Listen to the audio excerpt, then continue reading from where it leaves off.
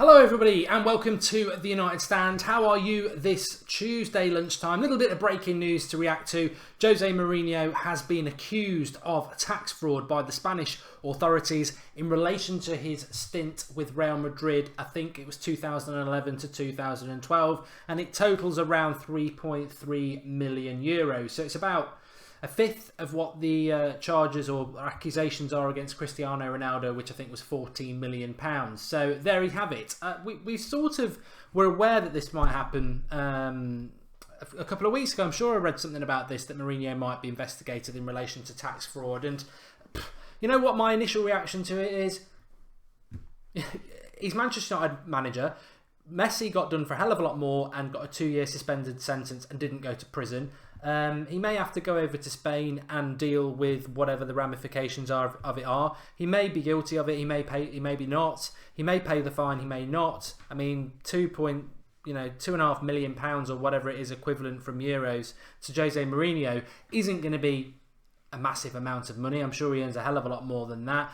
You're innocent until you're proven guilty. There's a lot of these charges flying around at the moment, but if I'm totally honest with you, in relation to rich people, not just sports people, a lot of tax dodging goes on. A lot of money gets moved through shell companies, etc. And if you're aware of that sort of thing, I don't want to bore you. If you're not aware of it, I don't want to bore you. The reality is, a lot of rich people look to avoid paying high taxes because, to be honest, I think in the UK, if you are on over a certain amount of money, then the tax rate is extortionate. It's sometimes above 50% or hovering around that. So half your money is going to a government. And, you know, if you are very well off, do you want to be paying millions of pounds to the government? You should do, because that's the rule of the land. But a lot of people try to avoid it. There are all sorts of schemes. And it's nothing new.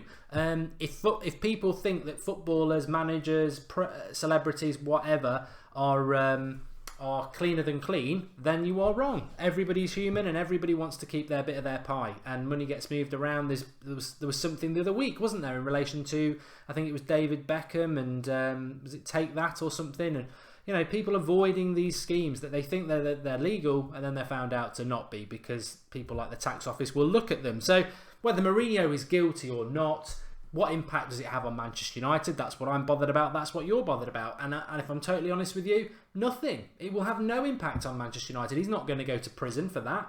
Messi didn't. Ronaldo's done a lot more. He's not going to go to prison. So ultimately, I don't really understand what Liverpool, Arsenal, City fans are laughing about. And I don't really understand what us as Manchester United fans are bothered about. Why are we bothered about it? It's not our taxes. If it was my taxes, I might be a little bit worried. But they're all in order, by the way, and I suggest you get all yours in. But, you know, rich superstar avoids taxes. Shock, horror. I mean, I bet there's loads of Liverpool players who avoid it. I bet there's loads of other footballers who've got agents and people involved who move their money for them. Or maybe he's not done anything and it's the Spanish prosecutors again getting it wrong. But do I care about it? Does it impact Manchester United?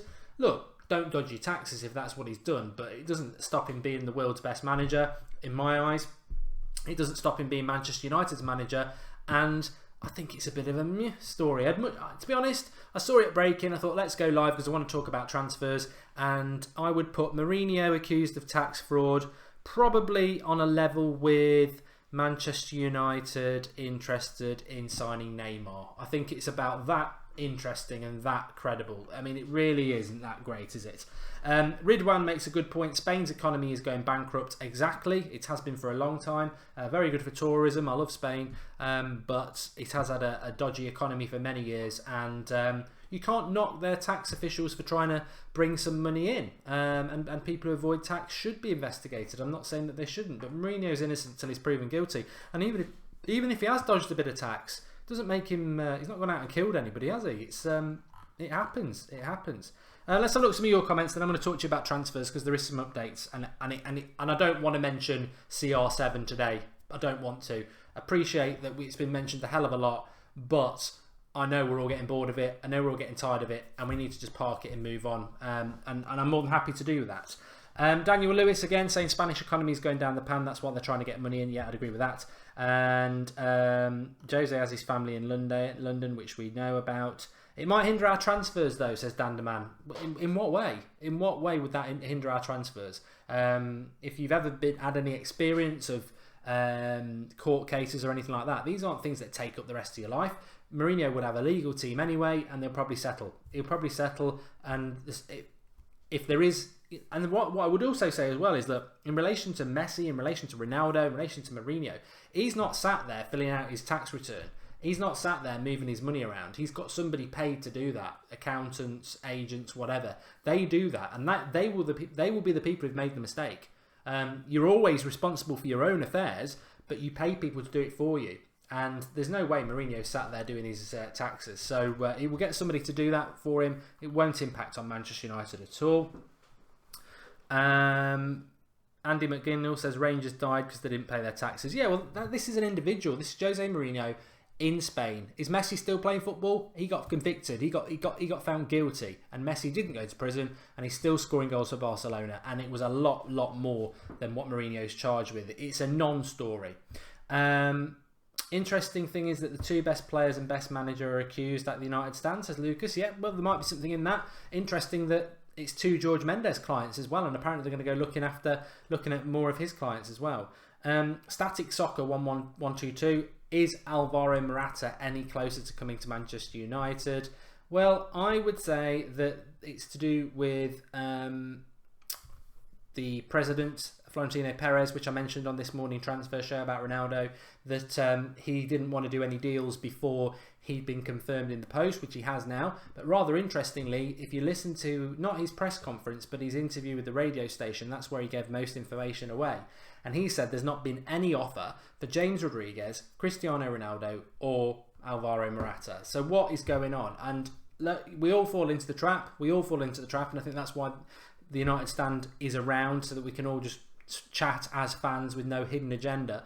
But I feel a bit tired at the moment, and not just because I've got a newborn, but I feel a bit tired of the transfer stuff. It's trying to wade through with massive wellies all the crap, and papers have got papers to sell. And the Morata thing, if you listen to people last week, it's like, oh, he's going to sign. Then you've got the Real Madrid president saying there's not even been an offer there. So we assumed that there's some sort of bartering going on between Real Madrid and Manchester United around fees, but then the president's saying there's not even been an offer for him. So what is going on? I still suspect that we will sign Morata.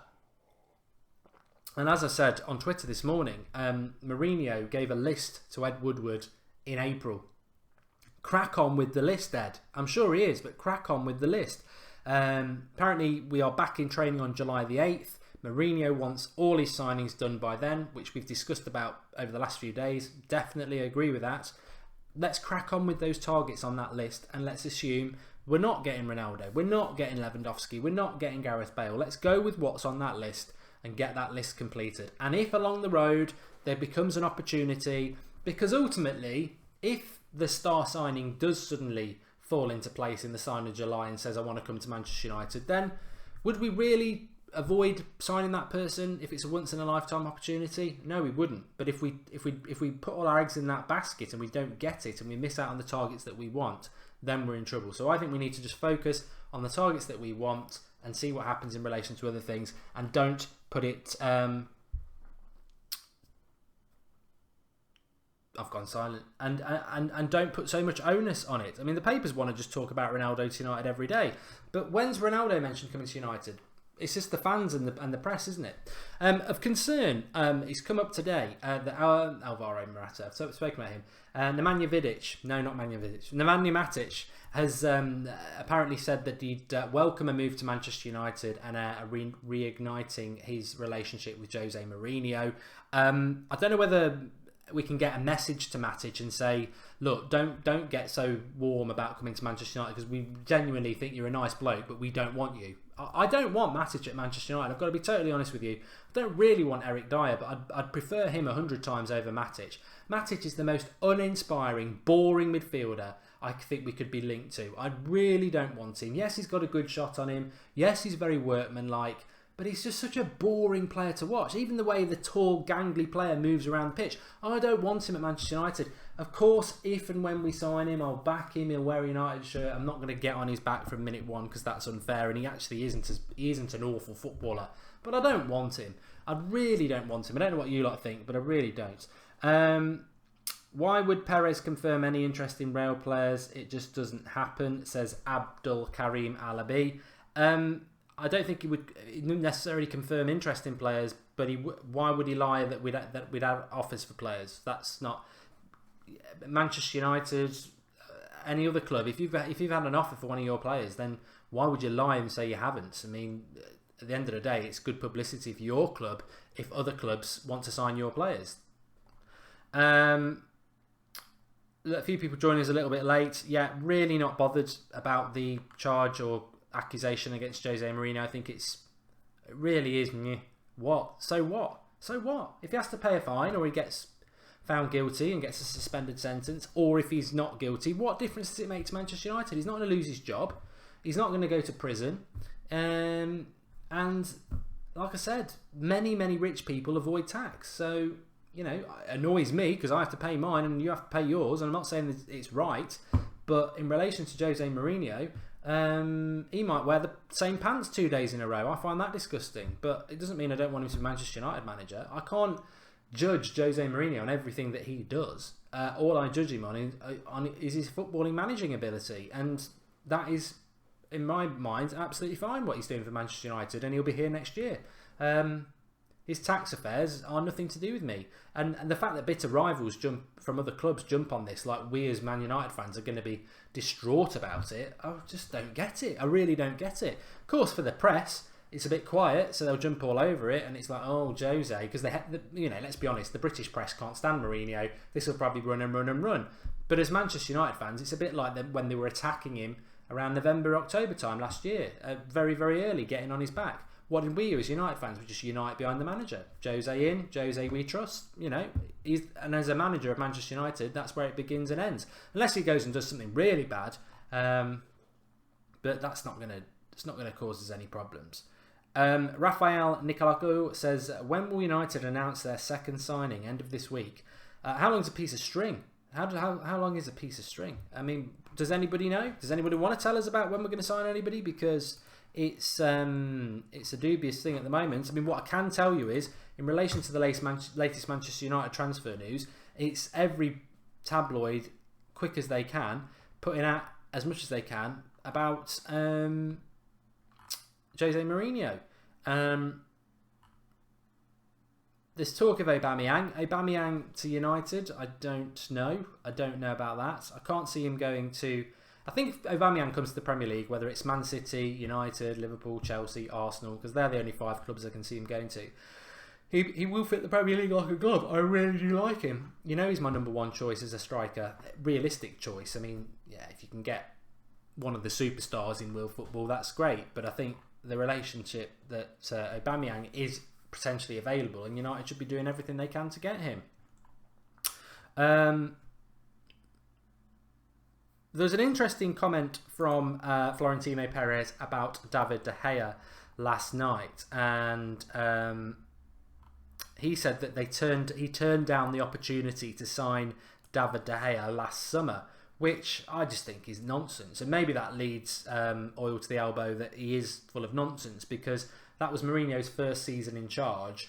I don't think De Gea was going anywhere last summer. I really don't. I think he was going to go if Van Gaal had stayed. He was definitely going to go. But I think the minute Mourinho came in, he was going to stay. And they can say what they like about that. He also confirmed that they've not spoken to Manchester United about De Gea, but confirms that they have an interest in Kylian Mbappe. That's Real Madrid, and obviously Mbappe wants to go to Real Madrid. I know Manchester United want Mbappe, but he has come out and said that he wants to go to Real Madrid, so that could be difficult. And the Ronaldo latest is that United are going to take a step back, which is quite good. We know that he's not going to discuss his future for at least another 2 weeks. And we can't afford to wait on that. We can't afford to wait. We must crack on ahead and do what needs to be done. And I mean, the report from... I mean, it's very, very vague. It's very vague, I've got to be honest. is that United don't believe that he really wants to move, and that he wants to stay at Real Madrid, and it's all about getting a little bit more money. A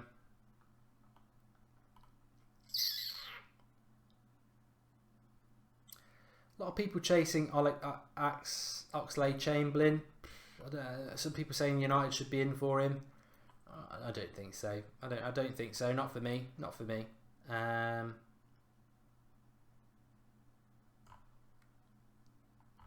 And then a lot